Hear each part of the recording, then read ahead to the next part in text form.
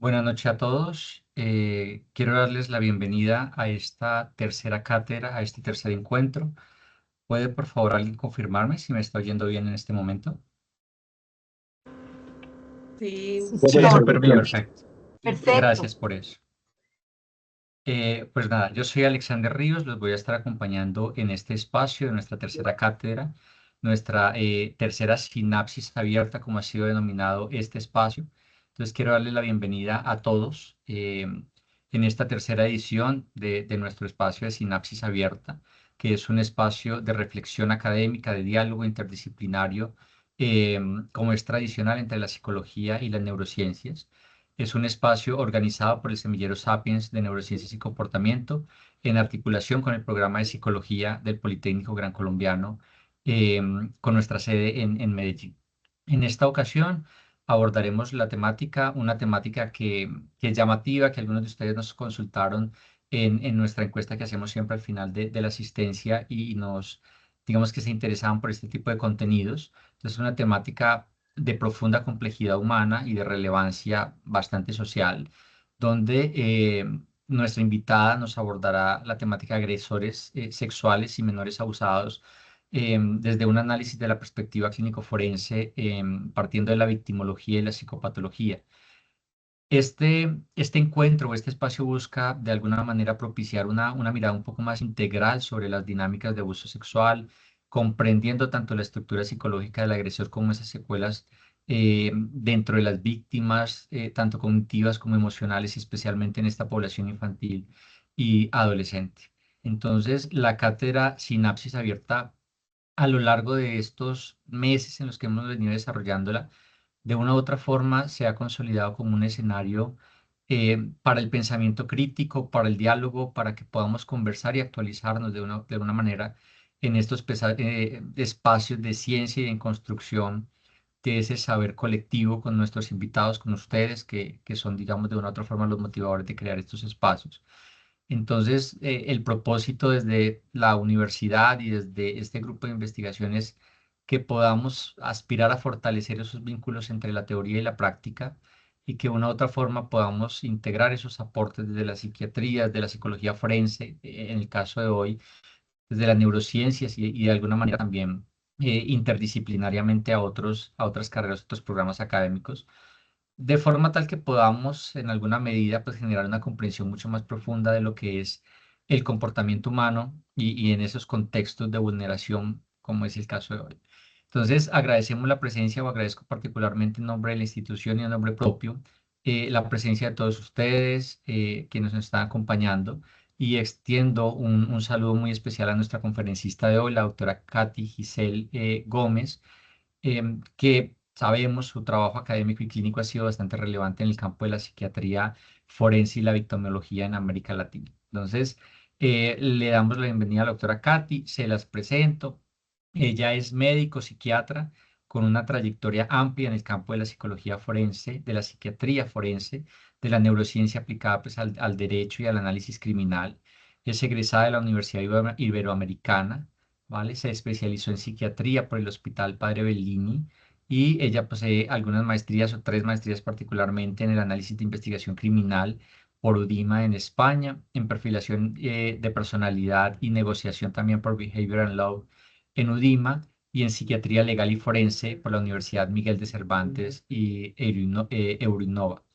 Además, cursó un posgrado en Derechos Humanos, Derechos de las Mujeres y de Género en la Universidad San Carlos de Guatemala y cuenta con una certificación en Neurolaw por el CIFAL y UNITAR y la Fundación Luciérnaga, que tiene un reconocimiento pues, en más de 193 países. La doctora Katy tiene, les garantizo, una trayectoria súper amplia y leer su currículum ahorita sería gastarnos toda la conferencia, pero pues ella ha sido autora de varios protocolos y programas académicos de referencia en psiquiatría forense, entre ellos particularmente el protocolo del informe pericial psiquiátrico forense INASIF y el programa académico de especialistas en psiquiatría forense en República Dominicana, donde se encuentra en este momento, y pues su trabajo combina la investigación, la práctica clínica y la docencia, con participación pues en instituciones como la Universidad Autónoma de Santo Domingo y el CESJUL en Colombia y la USAC en Guatemala, entre otras tantas. Am, También les cuento que ella es presidenta de la Asociación de Psiquiatras Egresados de las Residencias de República Dominicana y miembro destacado de sociedades científicas pues, en Latinoamérica, en diferentes países. Y pues sabemos que su labor también ha sido bastante reconocida por algunos organismos internacionales como la Oficina de las Naciones Unidas contra la Droga y el Delito y el Instituto Peruano de Psicología Forense y la Barra Nacional de Abogados de México por sus aportes académicos e interdisciplinarios entre la salud mental, la neurociencia y la justicia, entre otros tantos reconocimientos que ha tenido. Y doctora Katy, para nosotros es un gusto poder tenerla aquí. Gracias por aceptar la invitación que le hace el Politécnico Gran Colombiano y en nombre propio desde el grupo Sapiens. Eh, Bienvenida a este espacio y gracias nuevamente por aceptar esta invitación. Pues una muy agradecida realmente de la invitación, Jorge. Sabe que estuve revisando y no me había dado cuenta que ya había estado con ustedes anteriormente. Nos Eh, acompañaste en un seminario hace como 2 años aproximadamente, que así también lo es, tuvimos por noviembre. Sí.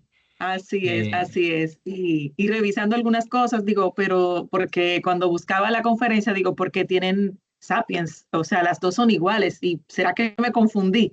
Entonces, cuando vi la fecha, digo, wow, ya había estado con ellos, pero a veces participamos en alguna cosa y como que se nos pasa. ándale. De Sí, verdad que sí. es un privilegio compartir con todos ustedes y sobre todo, pues, que podamos llegar a consensos, porque lo principal en cuanto a este tipo de conversatorios y de intercambios es precisamente que podamos tener una voz, que aunque nuestras legislaciones cambien, finalmente cuando hablamos de cualquier tipo de abuso, de violencia, pues tenemos que tener un consenso en cuanto a tratamiento. Los cerebros no cambian, y seguimos siendo personas pues afectadas por un sinnúmero de situaciones que tenemos en la actualidad y obviamente la salud mental es sumamente relevante. Así que te agradezco mucho la invitación y bueno, vamos a compartir pantalla. Dale, voy a retirar esta presentación para que puedas compartir y la Perfecto. probamos. Aprovecho para recordarles que tenemos un espacio cerca entre 50 minutos, una hora para que la doctora Katy pueda desarrollar su conferencia y posteriormente pues tendremos un espacio para preguntas, para conversar. No sé si la doctora Katy prefiere que si hay alguna pregunta la hagamos en la marcha o esperemos al final, como tú prefieras. No importa que interactuemos. Ok. eh, hoy tengo un día bastante bonito porque estoy con ustedes ahí en Medellín, por así decirlo, y ahorita me voy a Perú. Así que tenemos Ok, un día, una noche ok. interesante.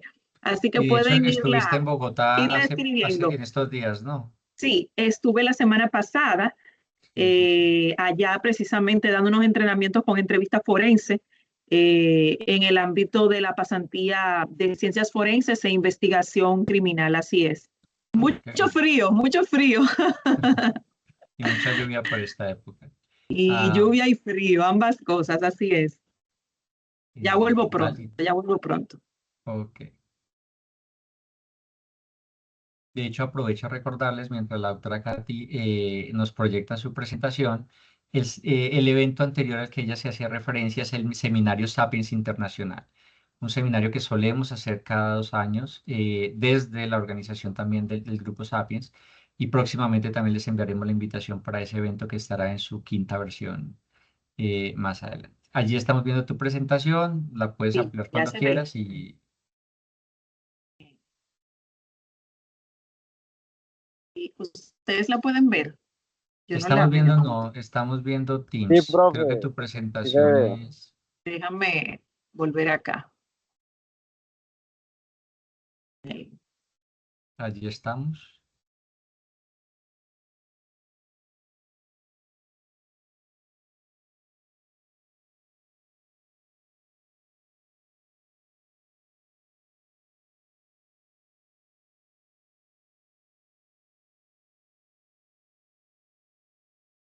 Hemos tenido muchísimos problemas hoy con la conexión porque no sé si saben que la República Dominicana recientemente tuvo una tormenta muy importante y todavía tenemos estragos de la misma, pero esperemos que podamos pues tener un éxito en el día de hoy con este tema, si nos lo permiten las redes. ¿Se ve Que ahí así y me sea. escuchan bien? Ahora sí, te Ok, oímos y ya la vemos. Entonces voy solamente a apagar mi pantalla para evitar un mayor consumo, pero cualquier cosa, pues obviamente estoy aquí. No voy a ver las manitas, pero como Jorge va a estar ahí, estaremos ambos pendientes. Vale.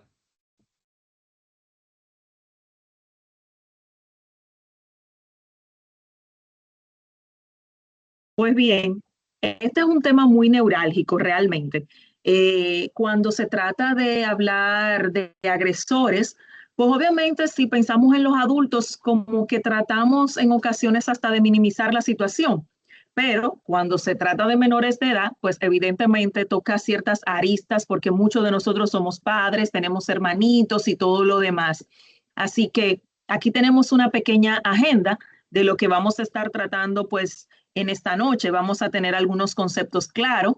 Vamos a hablar evidentemente del perfil del agresor, cómo podemos nosotros pues utilizar en este caso las técnicas para poder definir realmente, hablar un poquito de lo que es esa neurocognición y neurobiología del comportamiento sexual violento y vamos a darle una mirada a la victimología clínica. A mí me gustó mucho y siempre tengo referencias. Aquí tengo para en un momentito mostrarle unas cuantas literaturas, porque muchas veces nuestra mirada en la parte de psicología clínica, psiquiatría clínica, pues es precisamente ese abordaje sutil, pensando en cómo sería la reacción del menor, pero me di cuenta, revisando una literatura muy interesante, que obviamente lo recomiendo, es una colección de libros de victimología de Hilda Marchiori, excelente, donde se habla de todos esos traumas a nivel masivo que pudiera recibir un menor, pues a través del impacto que causa precisamente el abuso sexual. Y la mirada que le daba era tan diferente a lo que estamos acostumbrados a ver, que es probable que a ustedes también le cause el mismo impacto y por eso más adelante la vamos a compartir. Luego, no quise dejar pasar, porque evidentemente esto requiere de una intervención forense y regularmente, pues este menor, este familiar que lleva o cualquier individuo, pues que asiste al menor abusado, no llega a nuestras manos de manera primaria, pero sí se supone que en el lugar donde esté se deben activar ciertos protocolos importantes y ahí vamos a ver cómo se realiza entonces parte de la evaluación forense, que evidentemente es integral, y trataremos de llegar a algunas conclusiones. Usted no tiene por qué estar de acuerdo, pero sí es bueno que cada cosa que hagamos, como siempre digo, tenga algún fundamento científico. El empirismo ha pasado a ser en nuestros tiempos parte de lo que la gente utiliza para prácticas de intrusismo. Así que hay que tener mucho cuidado. Todo lo que vamos a hablar en este momento es de una especialización a nivel profesional. No se trata de bajar ningún material en Google. De aquí, de esta conferencia, vamos a tener algunos conocimientos generales, pero no implica que podemos de manera inmediata tener un abordaje a profundidad con una de estas situaciones, a menos que ya no tengamos la especialidad. Hay algo que siempre me gusta aclarar, sobre todo cuando nosotros vamos hablando de conducta, ya que muchas veces todo lo que tiene que ver con nosotros se va como mezclando y no sabemos lo que significa cada cosa. Así que lo primero es conceptualizar. Cuando nosotros nos referimos en el ámbito, pues, psicológico, psiquiátrico, a lo que es carácter, estamos hablando de una combinación de valores, sentimientos, algunas actitudes y cómo los demás me perciben a mí o el concepto de algunas cosas. Evidentemente todo esto vamos adquiriéndolo con el tiempo. Es una de las grandes diferencias que podemos observar cuando nos referimos al temperamento, ya que el temperamento es un conjunto de rasgos determinados mayormente en la parte biológica, o sea, que esto es lo que yo heredo de manera biológica en mi ADN por papá, por mamá, y lo tengo conmigo. Ya el carácter es algo que me va dando mi relación con el ambiente donde estoy. Pero ¿qué sucede cuando yo hablo de la personalidad de un individuo? La personalidad asume ambas cosas y va creando un patrón que se va incorporando de manera profunda a esos rasgos cognitivos, afectivos y conductuales que se manifiestan y pues hemos creído hasta corto tiempo que se mantienen de manera inflexible. Vamos a ver todo esto un poquito más adelante, sobre todo cuando vayamos hablando de la personalidad. Es importante que podamos entender que si me refiero a trastorno, ya no estoy hablando de rasgos de personalidad, ya yo no estoy hablando de alguna característica del individuo, sino que estoy hablando de que existe algún tipo de alteración. Y cuando tenemos una alteración, evidentemente va a necesitar algún tipo de tratamiento. Al referirnos a estados anímicos o el ánimo de cualquier individuo, se refiere al estado de humor o tono sentimental, ya sea agradable o no. Y al referirnos al impulso, estamos hablando de un estado de tensión donde puede permanecer la persona. Aclarado esto, que no quiero que lo olviden, todo el que tenga su notita, que no se duerma y vaya anotando las cosas por allí, pues podemos empezar hablando del perfilado criminal. Vamos a hacer una estructura para este tipo de conversatorio. Y en esta estructura, pues obviamente vamos a tener aristas importantes. Lo que habíamos dicho para poder conceptualizar. Ahora vemos el perfilado, luego nos vamos a meter a la parte biológica y entonces de allá llegamos a los agresores, luego pasamos a nuestras víctimas. Cuando hablamos de perfilado, nos estamos refiriendo a una hipótesis sobre la personalidad, algunas características demográficas como por ejemplo edad, sexo, raza, nivel socioeconómico, un estilo posible de vida que pudiera tener el autor del crimen. También es importante y necesario entender que el perfil por sí solo no es capaz de señalar a un delincuente, pero obviamente va a contribuir a estrechar el ámbito de la investigación y va a ofrecer orientaciones y alternativas a los investigadores. Es importante que podamos entender que para un perfilado no es simple y llanamente como quitarle, simple y llanamente, pues una etiqueta o colocarle otra a un individuo. Esto requiere una parte técnica, una parte de análisis de variables. Y por esa razón, no es como lo vemos en las películas de Hollywood, que si tiene una corbata azul, pues pudiera decir que es un ludópata. No es tan simple como eso y tampoco el perfilado señala a un culpable. La función es completamente distinta y lo vamos a ver más adelante. Los perfiladores nos basamos en un principio de intercambio de Lockhart que sostiene que es imposible que un criminal actúe especialmente en la atención de la acción criminal, sin dejar algún tipo de rastro en su presencia. Y yo, fresca yo, la doctora Gómez, pues le agrego que la realidad es que lo que existen son malos investigadores, porque en muchísimas ocasiones toman como indicio aquellas cosas que son irrelevantes o pueden contaminar las que sí lo son, sin tomarlas también en cuenta. Así que fíjense cómo nosotros vamos dándole forma a esto que se llama perfilado criminal. Canter es uno de mis autores favoritos y él nos habla de este proceso de predicción de características del delincuente basado en su comportamiento durante la comisión de uno o varios delitos. Fíjense que algunos autores van definiendo y a medida que define van agregando términos y van agregando una complementación de lo que hace esta técnica. Finalmente vemos cómo ella adquiere diversas variables que tenemos que analizar. El objetivo de la perfilación es reducir el número de sospechosos. Ojo con esto, el perfilador no señala al culpable, pero evidentemente si vamos descartando, nos daremos cuenta cuál es el que más se acerca pues a esas características de esa acción criminal. Para nosotros poderla realizar, y esto es bueno que se quede en nuestra mente, es la reconstrucción del hecho. Para nosotros no existe una verdad absoluta, porque cada uno de nosotros viene con sus sesgos diseñados de cómo va a interpretar de manera distinta. Todos podemos estar en una escena de un hecho y la vamos a ver diferente. Entonces, por eso es bueno que nuestras escenas del hecho nos hablen a nosotros y nos indiquen cómo tratarla. Esto es muy interesante. Yo les voy a dejar una pregunta que ahorita más adelante pues ustedes van a poder responder. Las preguntas son las siguientes. ¿Realmente existe un perfil de agresor sexual? Aunque no exista un perfil único, ¿es posible diferenciarlo de otros tipos de delincuentes? El hecho de tener esas mismas características los convierte en potenciales agresores sexuales. ¿Son los agresores sexuales psicópatas? Bueno, yo creo que todo eso podemos darle respuesta.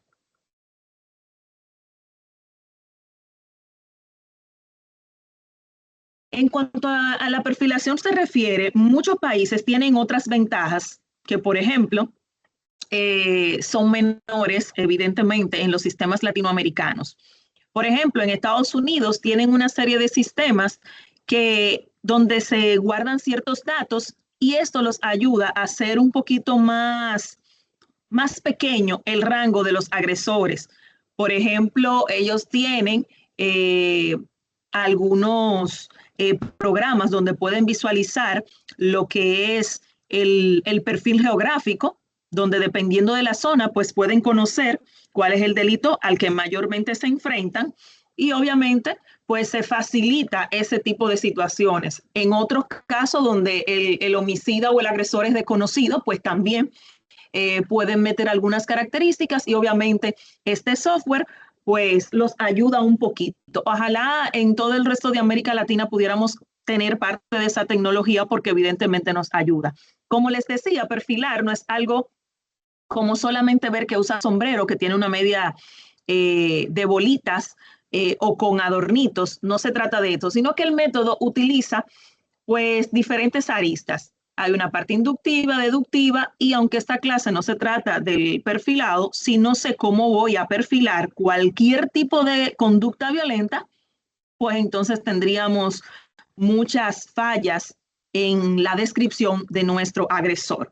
Evidentemente, no se trata de Hollywood. Como pudieron ver, vimos que hay varias técnicas para perfilar y es importante saber con anterioridad qué es lo que yo busco. Cuando hablamos de violadores o agresores sexuales, se entrevista dentro de una población carcelaria a este tipo de delincuente para poder hallar un patrón común en ellos. Y aquí radica nuestra primera característica y la más importante.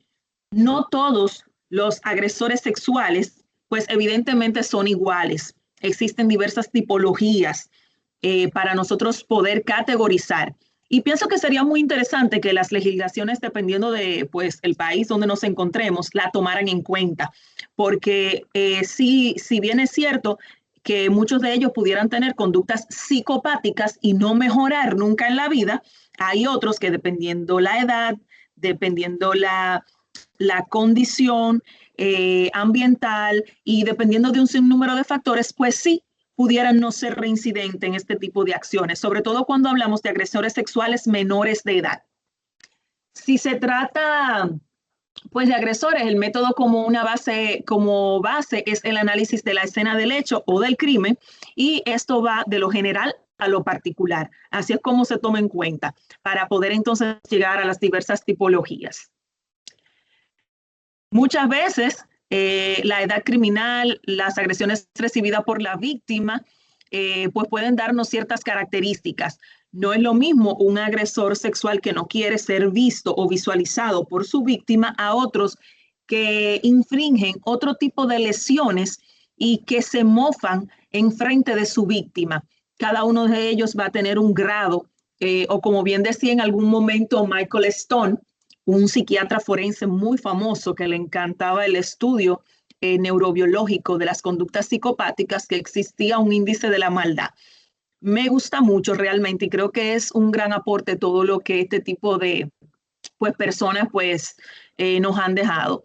Ahí ven un poquito de lo que es el elemento geográfico para tener una idea. O sea, que miren todo lo que hay que llegar a hacer para nosotros poder hablar de este tipo de conductas violentas en agresores sexuales. En los psicópatas criminales existen muchísimas teorías. Estas hipótesis son dadas porque sus conductas evidentemente han tomado mucho tiempo para poder llegar pues a un consenso y todavía hoy la mayoría de los estudiosos de este tipo de conductas o de agresiones aberrantes, conductas extremas de violentas y sobre todo cuando se envuelve la agresión sexual, todavía hay mucha disparidad. John Douglas y Robert Ressler son los primeros que comenzaron a hacer perfiles destacados de todas estas personas con estas conductas a través del FBI, pues dándonos grandes aportes en la ciencia. Y ellos decían que las ondas cerebrales anormales provienen desde los lóbulos temporales al sistema límbico, áreas que controlan todo lo que es la memoria y las emociones. Que si el desarrollo de esta parte del cerebro está frenado por causas ya sea genética o si hay padres abusivos, manipuladores, irresponsables, el ambiente sí va a ser propicio para la creación ya sea de algún tipo de conducta pues criminal.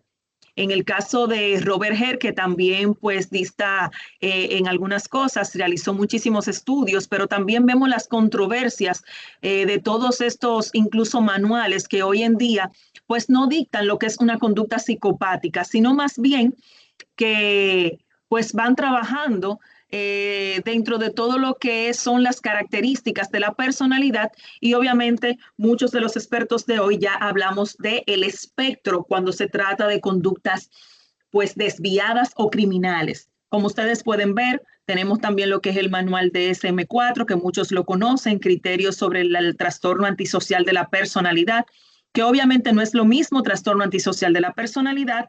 El psicópata, el sociópata no son lo mismo.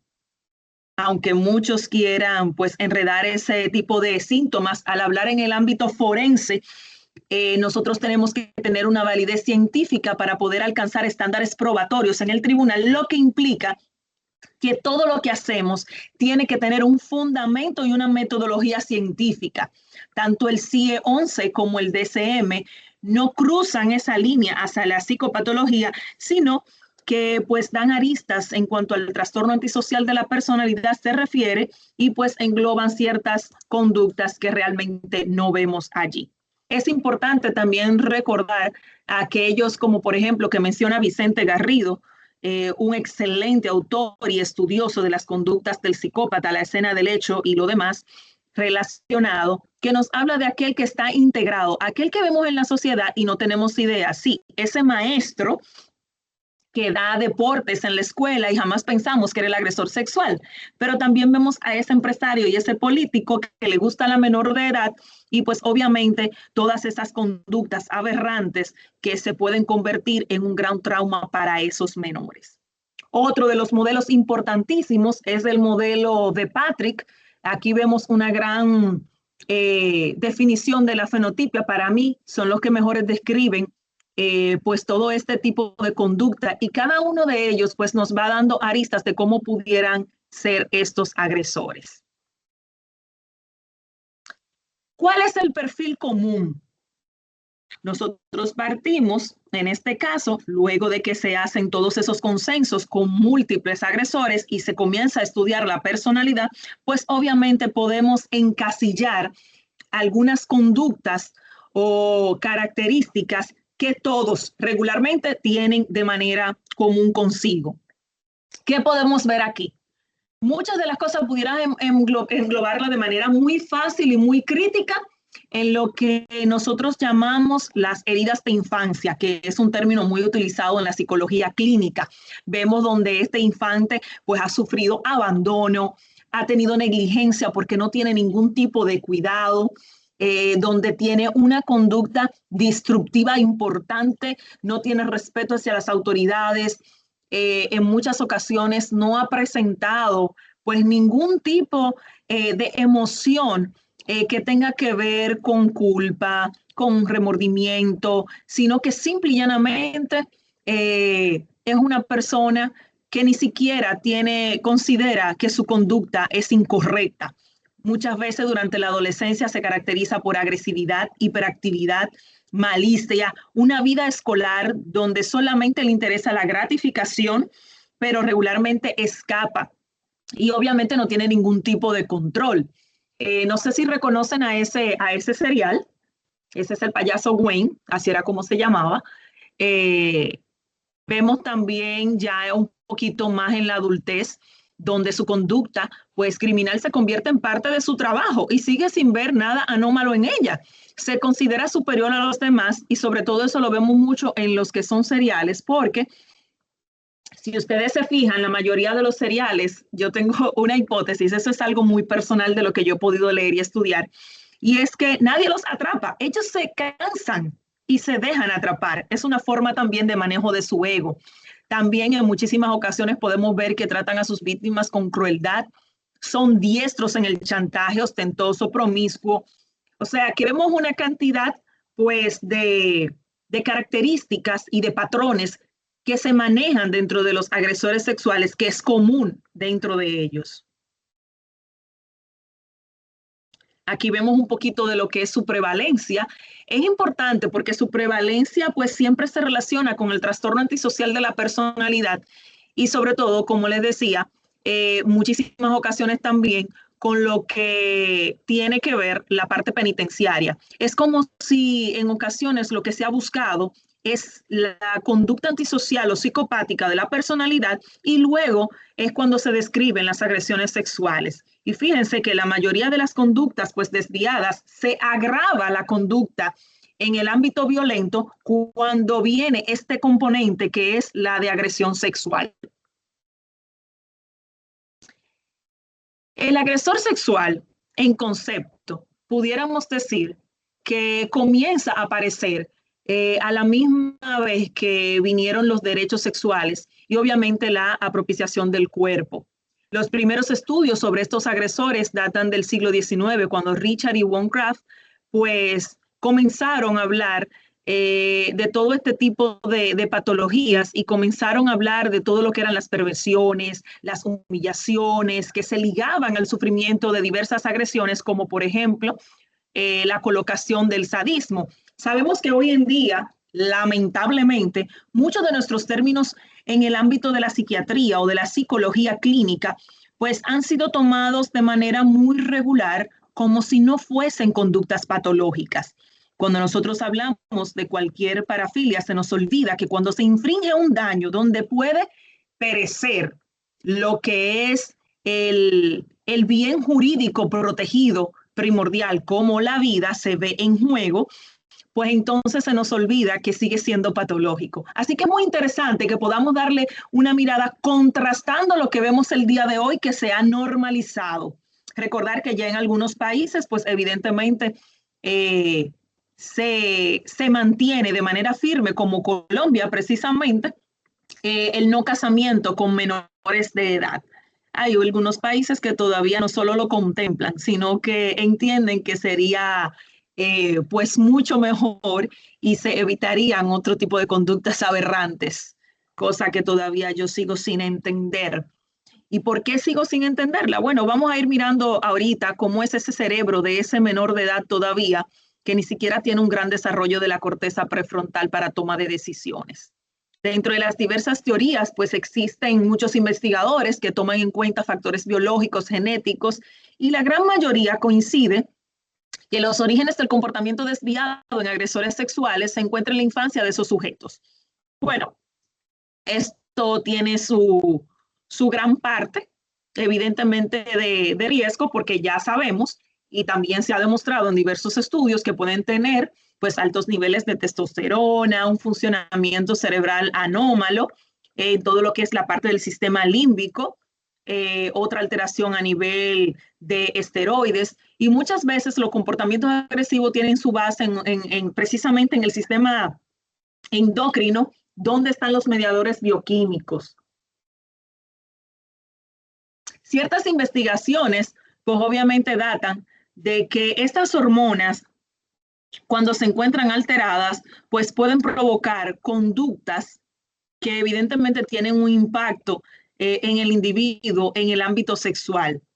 Pero también hay otros estudios, y ahí es donde vienen todas las discusiones y ambivalencias, de personas que han mostrado tener ciertas alteraciones con este tipo de hormonas, las mismas exactamente, y no vemos conducta sexual anómala o que en muchas ocasiones pues pudieran provocar agresiones importantes. Las hormonas sexuales esteroides tienen la función de organizar y activar tanto el comportamiento sexual como el comportamiento agresivo. Ojo con esto, la activación se produce durante la pubertad y la primera adolescencia, al momento en el que el joven debe aprender a controlar los impulsos, su agresión y su sexualidad de forma adecuada. Nuestro primer tip. Entonces, la pregunta para la audiencia, para que ahorita la compartan conmigo. ¿Podemos hacer algo entonces cuando tenemos agresores sexuales adolescentes? Les dejo esa preguntita por ahí. Estudios demuestran que durante la pubertad y el desarrollo hormonal, los factores ambientales tienden a preponderar en el aprendizaje de la forma en la que el joven aprende a canalizar su sexualidad y su agresividad. Creo que ahí hay parte de la respuesta que podemos dar en este tiempo.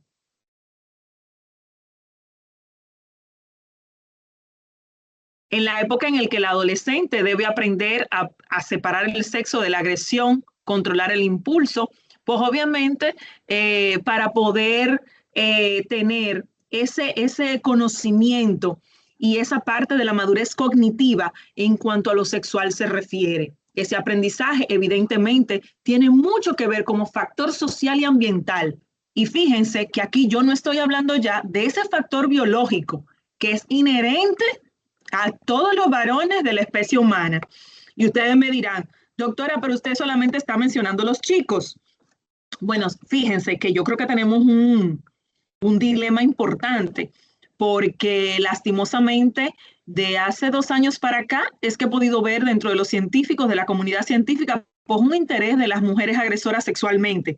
Incluso recientemente, si la pueden pues ver, una serie que un documental serie que acaba de salir en Netflix de dos mujeres seriales, donde había una activa y una pasiva, que eran pareja, que mataban a muchísimos hombres. Creo que fueron 7 en total los asesinatos. Pero sería bueno que la vieran porque realmente cuando se trata del sexo femenino siempre se piensa que es el sexo débil. Otras teorías que nos pueden dar agresores sexuales es cuando hablamos de estas teorías socioambientales, ese vínculo existente paterno-filial, la soledad y ese estilo de apego, historia sexual juvenil, influencia sociocultural, control de impulso, la exposición a pornografía. Todavía no se entiende que es parte de una disfunción causable a ese menor cuando se ve expuesto a cosas que todavía su capacidad intelectual, su capacidad cognitiva no puede entender, no lo procesa como el adulto. Y siempre me detengo en esta lámina. Y recuerdo una consulta. La madre me lleva a una menor de edad sumamente estresada, la madre, y me hace la siguiente pregunta. Doctora, yo no sé qué hacer con mi hija. Mi hija me dice que quiere hacer el amor con el baterista de la iglesia. Yo no sé qué ha pasado con mi hija. Es importante que les diga que viene de una familia de buena crianza, de una cultura cristiana, mormona, testigo de Jehová, y que la niña en esa etapa, en ese momento, tenía 9 años. Le digo, ¿y pudiste hablar con ella? No, no me atrevo, imagínese, ella lo dijo 2 veces, me lo dijo a mí, lo dijo a su papá. Digo, ok, pues pasemos a la niña. La saludo, creo el rapport en el ámbito clínico. Antes de explorar cualquier otra cosa, necesito saber qué piensa, cuál es la mirada que le da la menor a esa palabra. Le digo, tu madre llegó aquí y está preocupada por cosas que han salido, pues que tú has comentado con ella y me gustaría que tú me las comente a mí. Ella me dice, ¿qué te dijo mi mami? Le digo, bueno, tu mami me dice a mí que tú quieres hacer el amor con el baterista. Me dice, claro, doctora, que yo quiero. Y le digo, ¿y pudieras explicarme cómo lo vas a hacer? Me dice, doctora, ¿pero cómo se hace el amor? Digo, bueno, pues muéstrame. Solo quiero saber cómo es que lo vas a hacer. Me dice, claro que sí. Ella se pone de pie, me agarra con sus manitas mi cabeza, la baja y me da un beso en la frente. Los adultos sexualizamos las conductas. El niño las aprende. Yo espero que con esto podamos tener un mensaje importante. No podemos interpretar las cosas que el niño nos dice. Tenemos que saber cómo lo piensa, cómo lo percibe. Entonces, simple y llanamente se psicoeduca y comienza una educación sexual a partir del conocimiento del menor. Eso es importante. El agresor sexual suele ser un individuo que manipula las percepciones, juicios, emociones de los demás con mucha facilidad. Sabe mentir con facilidad y obviamente negar sus delitos y evadir condena. Eso es muy común, sobre todo con esos agresores sexuales que no logran pues penetrar de manera sexual a ese menor.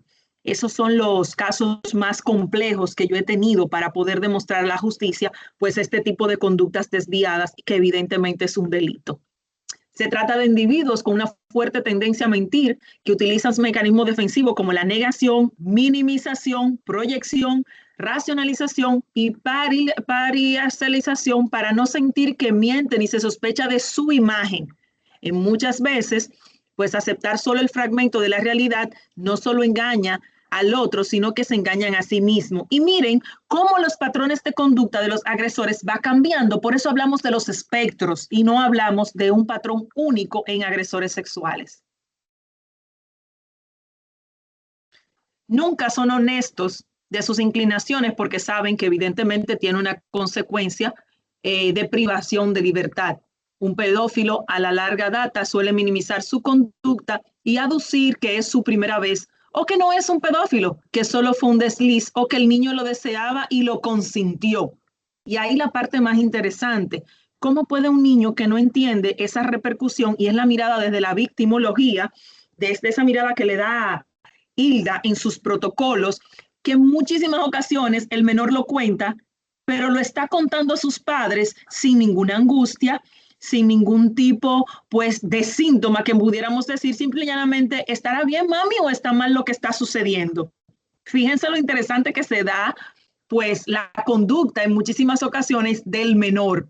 Un violador regularmente minimiza su conducta en el caso de las mujeres o de la adulta, sobre todo tratando de convencerse de que ellas son las que lo provocaron. Miren qué interesante. Hay un tratamiento en Massachusetts Center que clasifica 4 tipos de agresores sexuales. Número 1, aquellos que son por ir o venganza. Aquí los agresores buscan hacer daño, humillación a la víctima y también se denomina agresión desplazada, ya que la víctima no ha tenido un papel de manera directa. Están los compensatorios. Su objetivo es claramente sexual. Normalmente llega a producir agresión física en el caso de resistencia de la víctima. Es posible que pueda desistir. Tiene una baja autoestima, por lo que intenta demostrar un poder social. Está el agresivo sexual, que sí ejerce violencia, llegando incluso a matar en muchísimas ocasiones. Si recuerdan, tenemos el caso de este famoso serial Garavito, no sé si han visto algún tipo de documental, pero es bueno que pudieran contrastar alguna de sus entrevistas para que ustedes vean cómo esta persona, pues de manera muy natural, habla frente a una cámara sin sentir el más mínimo instinto de culpa, de remordimiento contra todos esos menores que violó y mató. La violencia sexual le excitaba. Incluso pudiera pensar que estaba en algún tipo de juego. Y si está casado, pues suelen ejercer violencia de género a sus parejas. Está el impulsivo, que agreden sexualmente cuando surge la ocasión y normalmente cometen otro tipo de delito. ¿Estas personas se tratan? Bueno, en muchos países han empezado a desarrollar diversos tipos de tratamientos para agresores sexuales. Por ejemplo, en Estados Unidos existen unos... bueno, ya hay más de 20 programas realmente. Muchos otros también tienen lo que es la castración química. No sé qué piensan, pero puedo lanzar otra pregunta. De manera particular, la castración química, en mi concepto, no resuelve el problema, porque las agresiones sexuales no solamente se infringen con un pene. Hay muchísimas formas de hacer pues este tipo de conducta delictiva que no necesariamente tiene que ver con eso. Al final eso no va a resolver el problema. Vuelvo y repito, como decía ese gran jurista, sin conducta no tenemos delito. Entonces, ¿qué tenemos que tratar? La conducta. Vamos a ver la raíz, vamos a hacer una tipificación de esa conducta para entonces poder hacer las diferentes derivaciones. En las prisiones, los internados por agresión sexual de manera violenta, pues frecuentemente son excluidos por los mismos presos y nosotros vemos de manera repetitiva en nuestros países latinoamericanos donde ese agresor sexual a menores de manera específica también pues sigue siendo una víctima y se somete a esas agresiones dentro del recinto penitenciario a pesar de que deben ser sometidos a una vigilancia especial. Aquí hay algunos casos que ustedes yo quiero que más tranquilamente pues lo puedan revisar porque obviamente no nos da el tiempo para poder hacer todo esto, pero quiero mencionarles por ejemplo a Peter Corten, el vampiro de Dulcedon en Alemania, que obviamente también fueron casos pues sumamente importantes con respecto al maltrato infringido pues a niños, crímenes, 8 asesinatos, 14 asaltos sexuales, el perfil del niño maltratado era sádico, que torturaba a sus víctimas, se bebía la sangre y quemó, incluso llegó a quemar a una de manera viva. Ahí ustedes pueden ver, si nos vamos a las clasificaciones, pero también la unimos a ese patrón del fenotipo, no sé si lo recuerdan, pero ese fenotipo desinhibitorio que veíamos en la conducta psicopática. Si nosotros nos damos cuenta, esto converge en un manejo de múltiples conductas que no se pueden encerrar en un solo caso. Miren, también aquí tenemos a Albert Fish, ese abuelo asesino de Estados Unidos en la época finales del siglo XIX, confesó abusos sexuales a más de 100 niños y a 15 asesinados. Su perfil se cree que era un psicótico que buscaba continuamente nuevas sensaciones, así obligó a muchas personas a ser coprófagas. Su comportamiento era extremadamente sádico y solamente ustedes de hacer la imaginación quieren volver a refundirlo. Está también Henry Lee Lucas de Estados Unidos. Ustedes van a ver que la mayoría de los, yo creo que Estados Unidos, si no me equivoco, es el país con más seriales del mundo. En este caso, Henry pues cometió, o mejor dicho, se le probaron 11 crímenes y dentro de ellas pues algunas violaciones. Este fue condenado por el asesinato y la violación de su madre, después salió de la cárcel, se unió pues a Otis Toole y juntos se dedicaron a practicar la necrofilia, la pederastía, la piromanía. Fíjense cómo aquí hay un entorno que no solamente converge la parte de la personalidad, sino que también se mezcla con la parte de la psicopatología. Está el caso de Andrei Chikatilo, el carnicero de Rostov, de Rusia. Se sospecha de 36 crímenes. Acabó confesando 53, tanto con una mezcla de sexo con sadomasoquismo. Hay una línea muy fina entre esa parafilia que muchas personas disfrutan, que consideran como una conducta normal cuando hay un consenso entre la pareja. Y vuelvo y repito, la línea es muy fina porque en el delito sabemos que cuando el bien jurídico más protegido, que es la vida, pues se ve en peligro, evidentemente algo no está bien en esta conducta. El perfil de Andrei nos dice que desde su adolescencia tuvo problemas de erección y se refugió en un dogmatismo comunista extremo, experimentaba con sus víctimas una sexualidad sádica con la que se desahogó su rabia. Como pueden ver, de los subtipos que vimos en Massachusetts, lo tenemos aquí todos y podemos irlos etiquetando.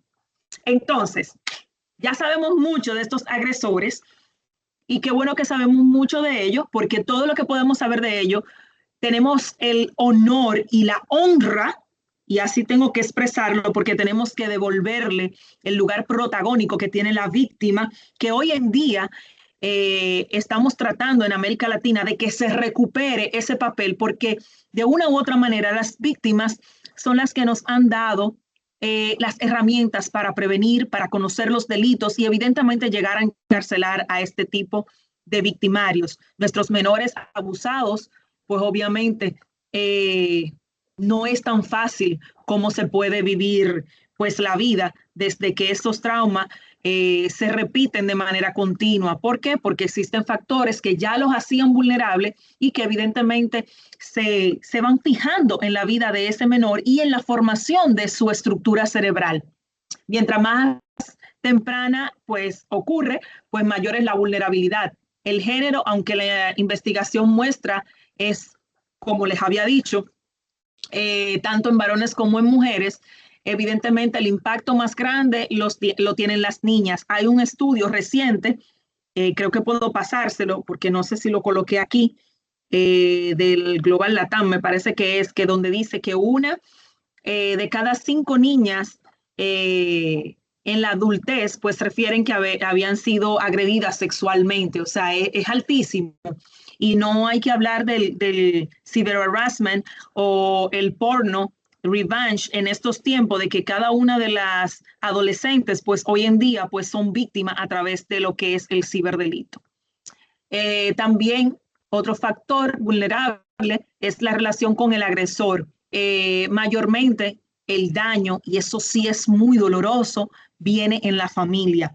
En la República Dominicana nosotros podemos evidenciar, en mi experiencia, porque no tenemos un estudio epidemiológico que nos dé unas cifras exactas, pero de manera particular no he tenido el primer caso donde el agresor no tenga un vínculo directo familiar con la víctima. He podido observar padres, abuelos, tíos y hermanos, que son los mayores perpetradores. Solamente tuve un caso que no era un caso aislado porque esas dos menores pues conocían a su victimario y lo consideraban como un tío político. Tío político en República Dominicana es una persona muy cercana a nuestra familia de confianza que le dicen tío como si fuera de sangre. Entonces, fíjense, por lo menos en mi experiencia en este tipo de trabajo a nivel forense. También otro factor que los hace vulnerables, evidentemente, son las condiciones o el ambiente sociofamiliar, donde hay negligencia, donde hay abandono, donde existe violencia doméstica, donde tenemos padres que tienen un consumo o abuso de sustancias, o donde simple y llanamente, y voy a agregar esto, esperando que el doctor Iván Crespo, que es un psiquiatra infanto-juvenil de la República Dominicana, esté por ahí, y ahorita comente cualquier cosa respecto a esto, pero entiendo que una vulnerabilidad importante hoy en día es el uso continuo, abusivo del menor con los aparatos electrónicos.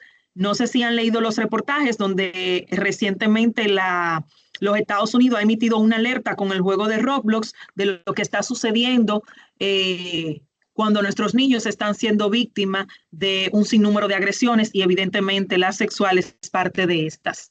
Factores del desarrollo, y es todavía más doloroso. No, todos estos casos son dolorosos, pero debo decir que en mi experiencia los que he visto todavía pues más abusivos, más aberrantes, son aquellos niños que tienen alguna discapacidad intelectual. Sabemos que muchos de ellos pudieran tener una alteración en la libido, que desconocen el por qué la tienen, ni cómo se da, ni qué sucede, pero muchas veces el perpetrador, el agresor, pues obviamente lo utiliza a su favor. Evidentemente las consecuencias psicopatológicas del abuso del menor, nosotros vamos a ver de todo allí. ¿Qué es lo que nos hablan pues los diferentes journals, las diferentes literaturas? Bueno, nos hablan siempre de que las alteraciones en el estado de ánimo pues pueden permanecer desde la niñez hasta la adultez, desarrollando evidentemente patologías psiquiátricas. Nosotros vemos trastorno en el estado de ánimo, ansiedad, trastorno de estrés postraumático, trastorno de estrés postraumático complejo. Vemos problemas evidentemente conductuales, disociaciones, relaciones interpersonales pues muy disfuncionales, que en muchísimas ocasiones ni siquiera en la adultez se sabe por qué son así y cómo llegaron a ese estilo de vida. Hay estudios que hablan de que cuando un menor tiene esa experiencia de maltrato infantil, pues obviamente puede esa misma pues conducta convertirlos en ofensores o víctimas. Entonces es importante que nosotros podamos mirarlo en la adolescencia. Cuando el agresor es un adolescente, tenemos que darle una mirada distinta a cuando tiene pues una mayoría de lo que sucede. A veces se repite la conducta simple y llanamente porque entienden que es lo por lo tanto la mirada es distinta. Cabe destacar que según un estudio en delincuentes juveniles, el abuso sexual no se relacionó significativamente con reincidencia general o violenta, aunque sí, ojo, miren lo importante que es la parte de esa formación de ese cerebrito cuando recibe amor de papá y mamá, cuando recibe atención, cuando recibe límites y disciplina. Miren lo importante, el contraste, cuando tenemos negligencia, abuso físico, entonces nosotros podemos ver algún tipo pues de manifestación de esa conducta.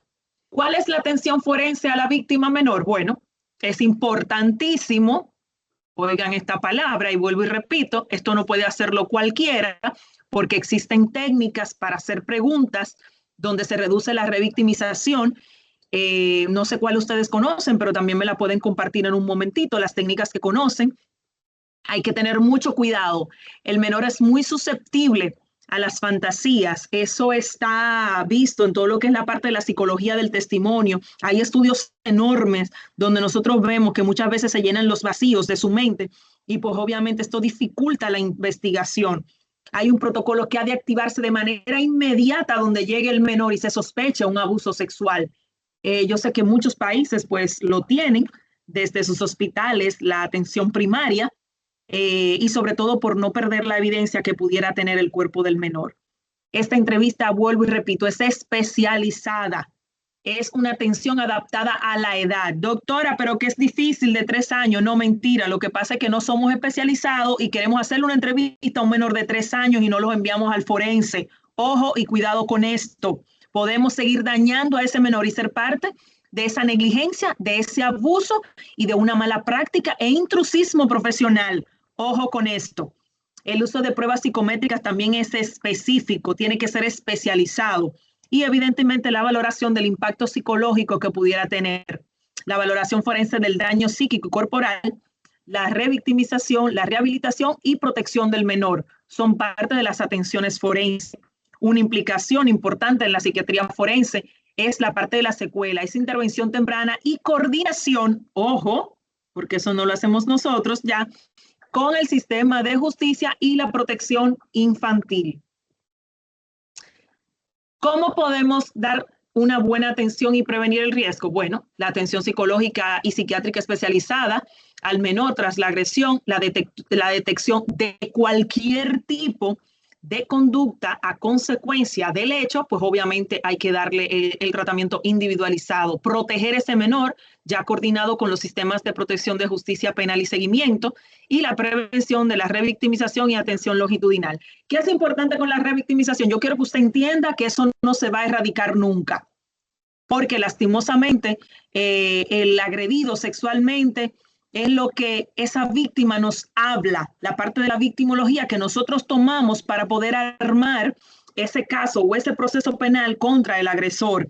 Entonces, a veces, lastimosamente, imagínense, si nosotros los expertos nos pudiera faltar información, imagínense qué pasaría cuando quien hace la entrevista, quien hace ciertas evaluaciones, la parte ginecológica, forense y todo lo demás, pues entonces lamentablemente ese menor va a tener que continuar pues pasando por un escrutinio. Así que eso es importante tomarlo en cuenta.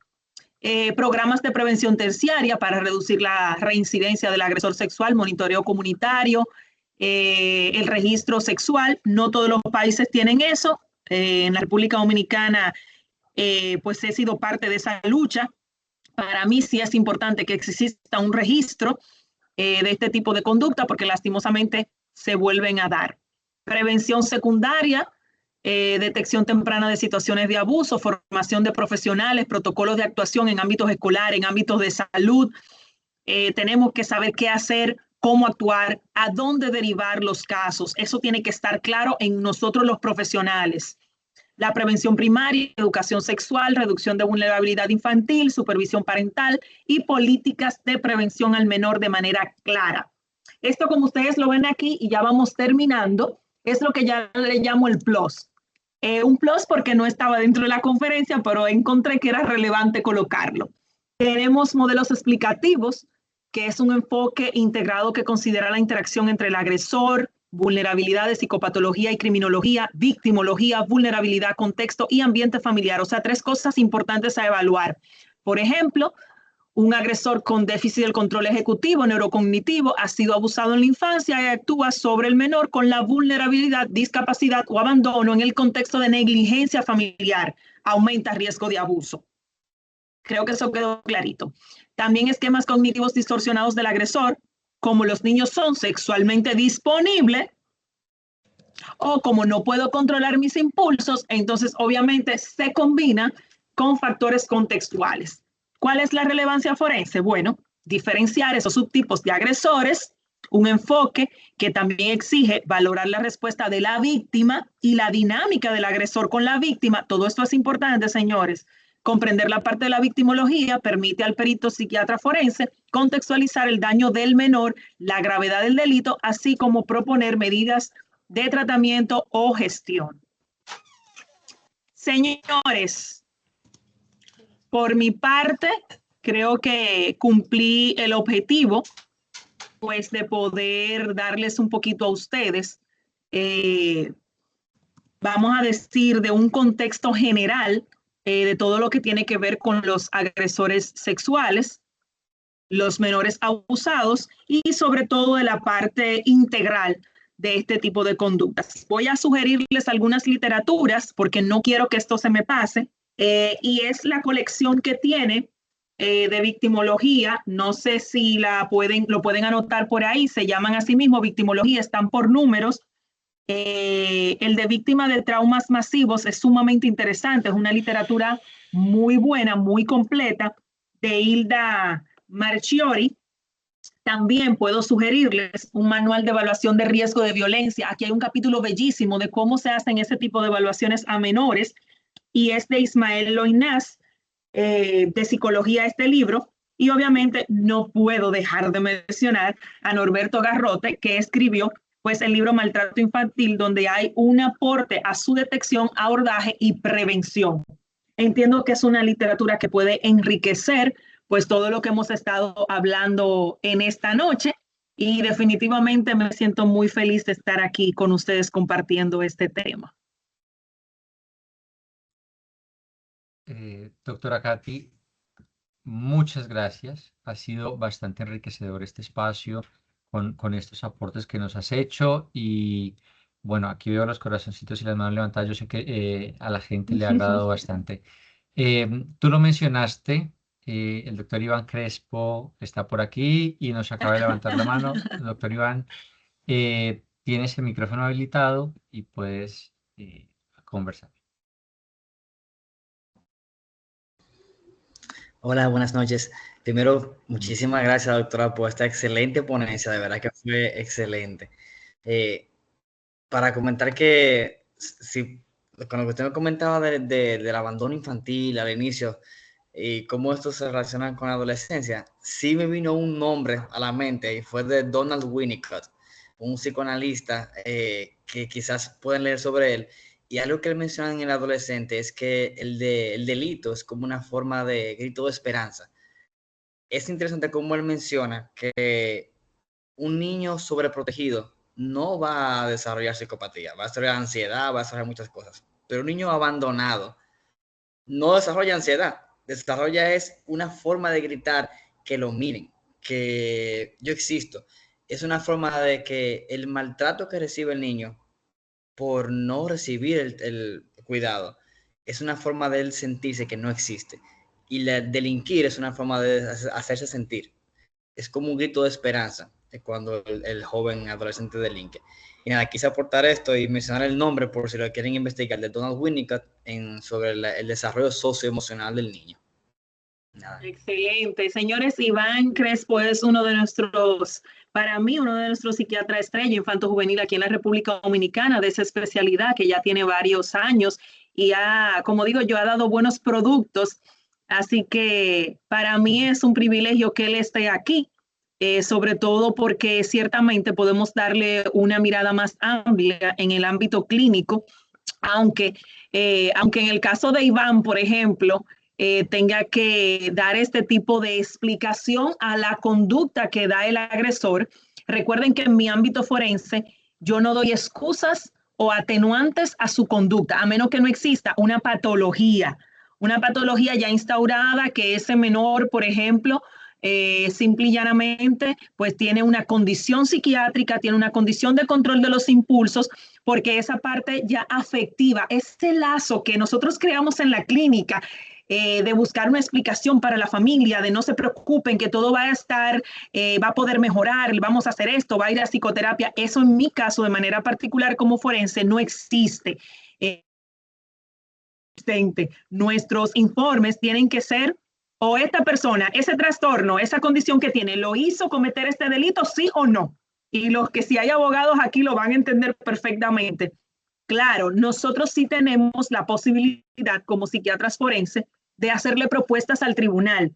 Y cito, un caso que yo tuve en una ocasión, esta persona desde que era menor de edad estaba pues teniendo supuestas agresiones sexuales. ¿Y por qué digo supuestas? Porque nunca llegaba al acto, pero sí estaba detrás de animales y lograba tener en muchas ocasiones actos sexuales con diversos animales, con gallinas, con perritos.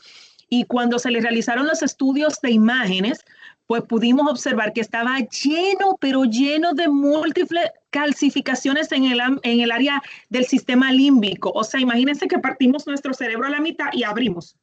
Y toda esa área pues estaba con lesiones muy antiguas que daban al traste de un gran deterioro en ese cerebro y se pudo demostrar, y por eso la justicia le dio un tratamiento indistinto. Pero fíjense todo lo que esto conlleva, y obviamente en este momento recuerdo que parecería jocoso porque la jueza me preguntó, doctora, ¿y ahora qué hacemos con esta persona? O sea que todo va a depender de un caso en particular. ¿Alguien más tiene la manita? Sí, doctora, tenemos unas manos por aquí levantadas, pero antes de que nosotros podamos pasar a las manos, tenemos a nuestro público queriendo que si porfa nos repite los nombres de los textos que nos recomendaste. Claro, A ver claro si que yo por sí. aquí voy tomando nota y los escribo en el chat para que la gente lo tenga presente. Perfecto. Mira, tienes aquí el de maltrato infantil, que habla de la detección, abordaje y prevención de Norberto Garrote. Ese libro es excelente y creo que también viene de manera electrónica. Okay. Tenemos Okay. un segundo manual de evaluación de riesgo de violencia de Ismael Loinás. Sí. Y tenemos la colección, es una serie completa de victimología, en particular el 11, que fue el que yo utilicé, el número 11, de víctimas de trauma masivo de Hilda Marchiori, que fue la directora de la edición. Es una colección buenísima, lo pueden tener todos realmente, pero yo utilicé el 11. Vale, te agradezco, por aquí los he anotado y se los he compartido en el chat. Bueno, tenemos algún par de manos levantadas. Laura Sofía, y ya te leo unas preguntas que tenemos en el chat. Laura Sofía, tienes tu micrófono habilitado. Hola, buenas noches para todos. Noche. Muchas gracias a la doctora pues por compartirnos todo ese conocimiento que tiene, porque me parece muy importante estos espacios. Considero que el tema pues sobre la educación sexual es muy importante. Doctora, yo tengo dos preguntas. Bueno, primero que todo, les quiero compartir pues que yo soy estudiante de psicología. El año pasado estuve realizando mis prácticas profesionales en el IMPEC, que aquí en Colombia es pues el Instituto Penitenciario y Carcelario. Y allí yo pude encontrar dos patrones en el perfil pues de los abusadores sexuales, de los agresores sexuales, y es que en su gran mayoría, casi todos los que estaban allá eran adultos mayores. Y además, eran personas que no estaban escolarizadas, eran personas que solamente habían estudiado la básica primaria o si acaso 2 grados. Entonces quisiera saber si de pronto esto está considerado en algún pues perfil de agresor sexual o si tiene pues como alguna relevancia para el perfil. ¿Me escuchan acá? Sí, te oímos. Espérame que allí tienes tu micro cerrado, porfa. Doctora Katy, tienes tu micrófono cerrado. ¿Me escuchan acá? Ahora sí. Ok, mira, me parece un hallazgo interesante, pero como pudiste ver, dos características no me hacen un perfil. Hay que hacer ciertas variables que tenemos que buscar.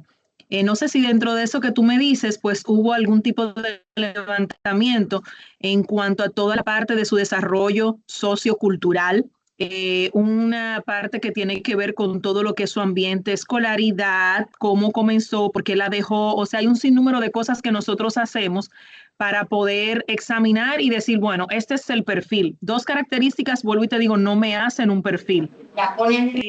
Sí obviamente es llamativo que me digas que todos son adultos mayores, pero todos es cuánto de la población. Entonces, fíjate que para poder tener algún tipo de validez, yo siempre me baso en el método que usamos. Si yo tengo una población carcelaria de 100 personas y tú me dices todo, pero de esos todos solamente son 15 o son 20, no me hace una validez. Por ejemplo, Colombia, ustedes saben que tiene solamente Bogotá, es República Dominicana, son como, creo que como 9 millones, 8 y pico de millones, casi 9 millones de personas. Entonces, eso es lo que hace que nuestros estudios puedan ser relevantes. ¿Qué yo te sugiero? ¿Qué yo te sugiero? Mira, yo sugiero que comiences a profundizar en todo lo que es hacer una buena historia clínica. Una buena historia clínica. Y luego de eso, entonces comiences a hacer, tomes algún tipo de herramienta. Si no la conoces, pues buscar a alguien que te las haga, que tenga que ver con algún tipo de escala que es sobre ofensores sexuales, muy buena. Ver las conductas psicopáticas que pudieran existir. Recuérdate que muchos de ellos tienen conductas antisociales y luego se le hace el engranaje y se agrega esa conducta sexual.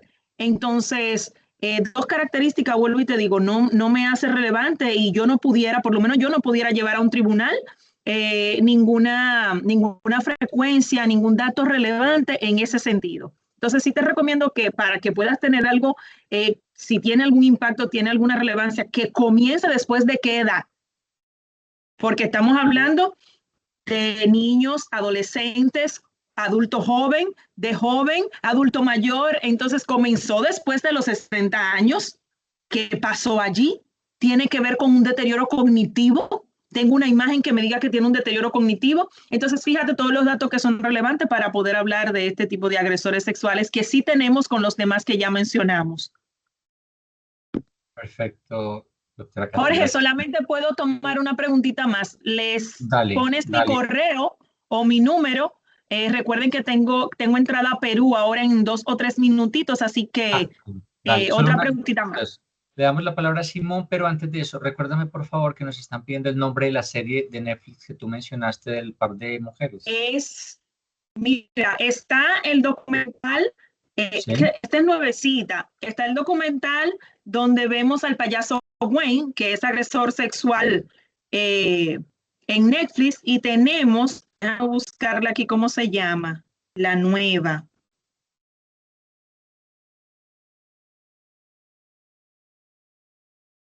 Para que tomen nota allí.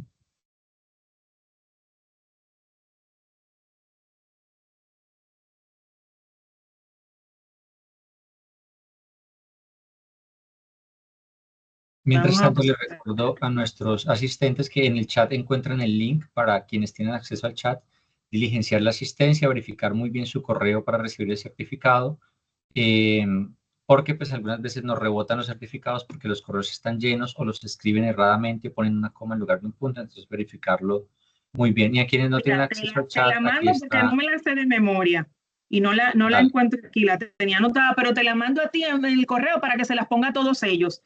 Para que la vean, perfecto, acaba de salir, recién salió, creo que ayer, la serie en Netflix. Es un documental, no una serie. perfecto. Entonces, vamos a darle por último la palabra a Simón, que nos tiene levantada la mano aquí. Y cuando les comparta yo a ustedes la grabación, que se las voy a enviar al correo que registren en la asistencia, les comparto el correo electrónico de la doctora Katy para que entren en contacto en caso de que lo requieran, ¿vale?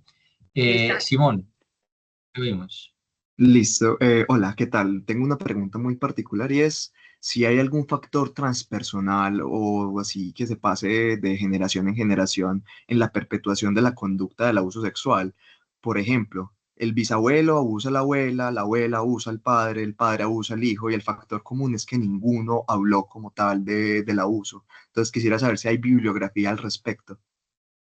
Sí, puedes encontrar muchísimas. Recuerda que un abusado, que fue de las últimas cositas que mencioné, una persona abusada puede convertirse en un victimario en el futuro, porque es lo que conoce y normalizan pues los estados de abuso. Sucede lo mismo con la violencia. Las conductas violentas son repetitivas. No necesariamente un abusador sexual puede convertirse solamente en victimario, sino que puede seguir siendo abusado en el futuro por otras formas de violencia. Entonces, sí, hay muchísimas literaturas, puedes buscar con mayor facilidad. Lo encuentras ahí pones Google académico, no Google común, para que no saquen con Wikipedia, que hay muchas informaciones que son desinformaciones, pero en el Google académico vas a encontrar páginas específicas donde vas a encontrar esa conducta repetitiva. Muchas gracias. Vale. Doctora Katy, muchas gracias. Entonces, por cuestiones de tiempo, agradecemos también tu disponibilidad, esta apertura y disposición para acompañarnos con esta temática. En nombre propio, en nombre del Politécnico Gran Colombiano, te doy las gracias por haber aceptado esta invitación, por tu tiempo y por tu conocimiento. Y pues nada, estamos súper abiertos a futuras colaboraciones y allí nos vamos a Claro que encontrar. sí, claro que sí. Mándale en mi correo que voy a compartir con ustedes toda la literatura que tengo. Tengo una biblioteca digital muy amplia para que puedan entonces nutrirse más sobre este tema. Me hubiera encantado quedarme un ratito más, pero ya hice otro compromiso con las personas de psicología jurídica y forense del Perú.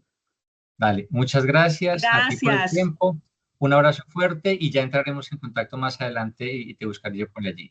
A nuestros asistentes, muchas gracias. Recuerden que este espacio es posible gracias al interés de ustedes en estas temáticas. Ya les estaré en los próximos días compartiendo nuestra invitación para la cuarta sesión, para nuestra cuarta sinapsis abierta, que la tendremos el 27 de noviembre, ¿vale? Y por allí ya les contaré, les alertaré un poquito más de las temáticas que tendremos. Recuerden diligenciar la asistencia para recibir su certificado.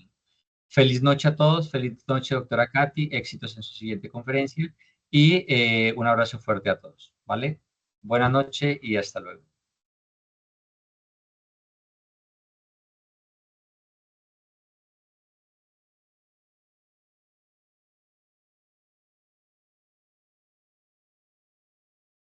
Gracias, hasta luego.